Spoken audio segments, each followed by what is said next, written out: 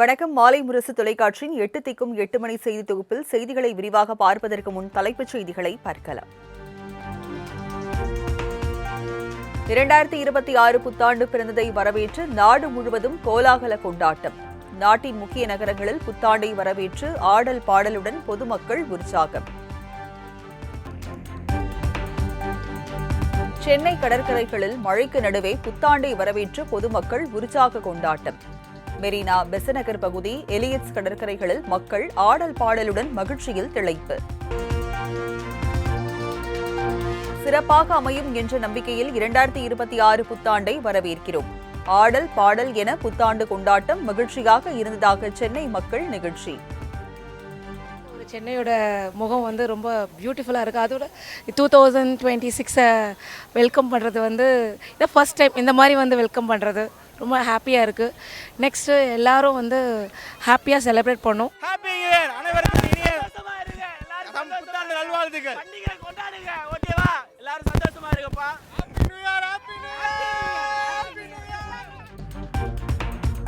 தமிழகம் முழுவதும் புத்தாண்டு கொண்டாட்டம் களை கட்டியது. கோவை, மதுரை, சேலம், நெல்லை உள்ளிட்ட நகரங்களிலும் புத்தாண்டை வரவேற்று மக்கள் கொண்டாட்டம். புதுச்சேரியில் ஆட்டம் பாட்டத்துடன் புத்தாண்டை கொண்டாடிய இளைஞர்கள் மற்றும் இளம் பெண்கள் சினிமா பாடல்களுக்கு நடனமாடி உற்சாகம்.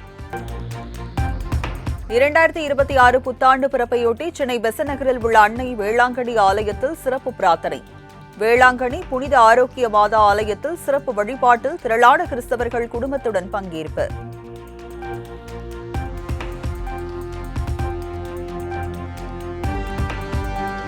இரண்டாயிரத்தி 26 புத்தாண்டு பிறந்ததை வரவேற்று நாடு முழுவதும் கோலாகல கொண்டாட்டம்.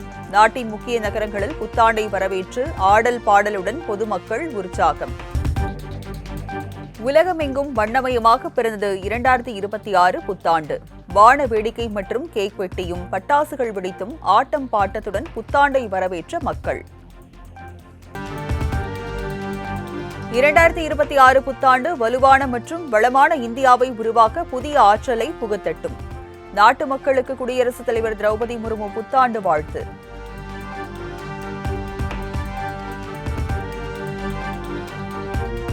நாம் இதுவரை பெற்ற வெற்றிகள் தந்த ஊக்கத்தோடும் போராட்டங்களால் பெற்ற துணிவோடும் 2026 மாபெரும் வெற்றியை நோக்கி முன் செல்கிறோம். அமைதியும் நல்லிணக்கமும் மகிழ்ச்சியும் புதிய வெற்றிகளும் நிறைந்த ஆண்டாக 2026 அனைவருக்கும் அமைந்திட வேண்டும் என முதலமைச்சர் மு.க. ஸ்டாலின் புத்தாண்டு வாழ்த்து.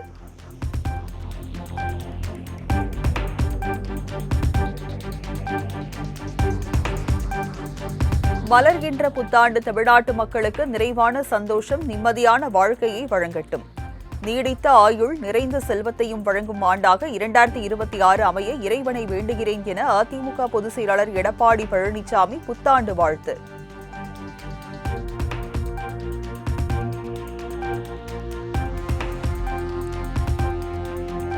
இரண்டாயிரத்தி 26 அரசியல் வரலாற்றில் புதிய அத்தியாயம் என்பதை மக்கள் நிரூபிக்கப் போவது நிச்சயம். வாகை சூடும் வரலாறு திரும்பப் போகிறது என தவிக தலைவர் விஜய் புத்தாண்டு வாழ்த்து.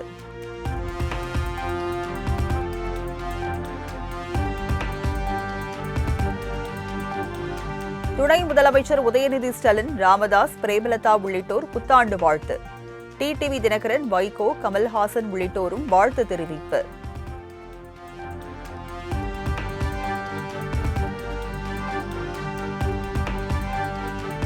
பொங்கல் தொகுப்பு வழங்க 248 கோடி ரூபாய் ஒதுக்கீடு செய்து அரசாணை வெளியிட்டது தமிழ்நாடு அரசு.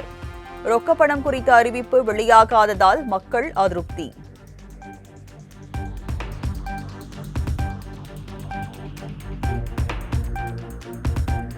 சென்னையில் பல்வேறு பகுதிகளில் நள்ளிரவில் வெளுத்து வாங்கிய கனமழை. புத்தாண்டை வரவேற்கும் விதமாக பெய்த மழையால் பொதுமக்கள் உற்சாகம்.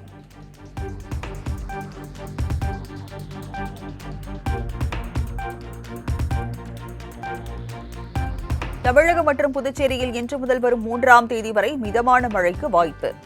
சென்னை வானிலை ஆய்வு மையம் அறிவிப்பு.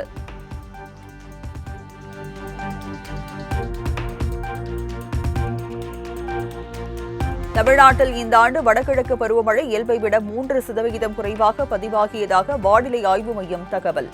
சென்னையில் இயல்பை விட 10% குறைவாக மழை பொழிந்ததாகவும் அறிவிப்பு.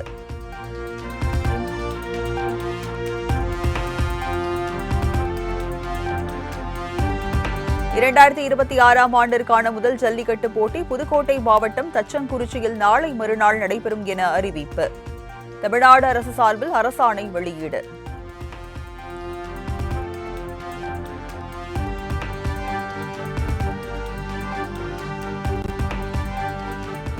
வலி நிவாரணி மருந்தான நிம்சுலை தயாரிக்க தடை விதித்து உத்தரவிட்டது மத்திய அரசு. 100 மில்லி கிராமிற்கும் அதிகமான அளவு கொண்ட அனைத்து வாய்வழி வலி நிவாரணி மருந்துகள் விற்பனைக்கும் தடை.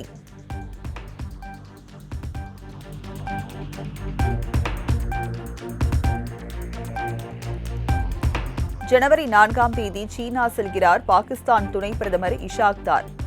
இந்த பயணம் இரு நாடுகளுக்கு இடையேயான கூட்டாண்மையை மேம்படுத்தும் வகையில் இருக்கும் என பாகிஸ்தான் வெளியுறவு அமைச்சகம் தகவல்.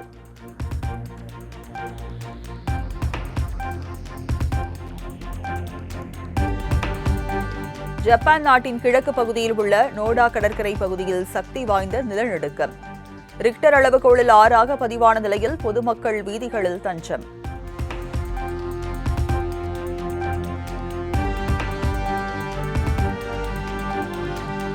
ஜனவரி 11ஆம் தேதி தொடங்கும் நியூசிலாந்துக்கு எதிரான ஒருநாள் போட்டியில் ஸ்ரேயாஸ் பங்கேற்பது சந்தேகம். கடந்த அக்டோபரில் ஏற்பட்ட உடல்நலக்குறைவால் சுமார் 6 கிலோ வரை உடல் எடை குறைந்துவிட்டதாகவும் தகவல்.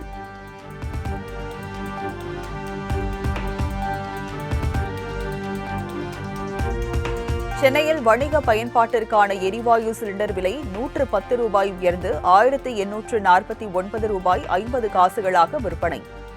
வீட்டு உபயோக சிலிண்டர் விலை மாற்றம் இன்றி 868 ரூபாய் 50 காசுகளாக விற்பனையாகிறது.